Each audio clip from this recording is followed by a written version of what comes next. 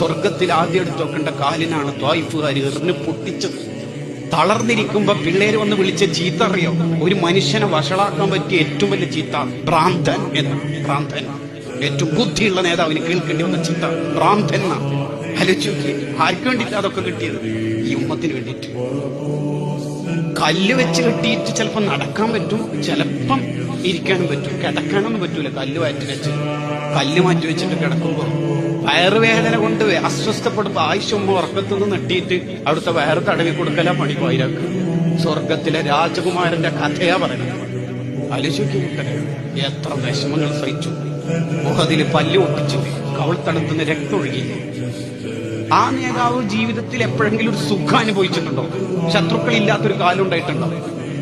തങ്ങൾ റൗദയിലേക്ക് താമസം മാറ്റിയപ്പോ തീർത്തോ വേദന? യുക്തിവാദികൾ തുടങ്ങിയില്ലേ? ഓറിയന്റലിസ്റ്റുകാർ തുടർന്നില്ലേ?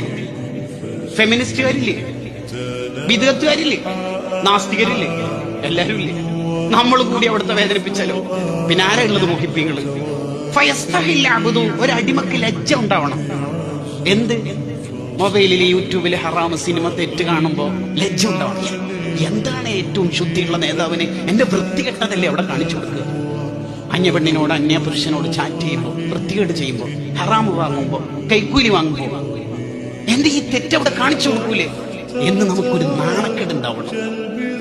മുത്തുനബി സല്ലല്ലാഹു അലൈഹി വസല്ലം തങ്ങളെ വേദനിപ്പിക്കുന്ന ഒരു വാക്ക്, ഒരു പ്രവർത്തനം, ഒരു ചിന്ത, ഒരു ഇടപെടൽ നമ്മുടെ ഭാഗത്ത് നിന്ന് ഉണ്ടാവരുത്. അതാണ് ഏറ്റവും പ്രധാനം.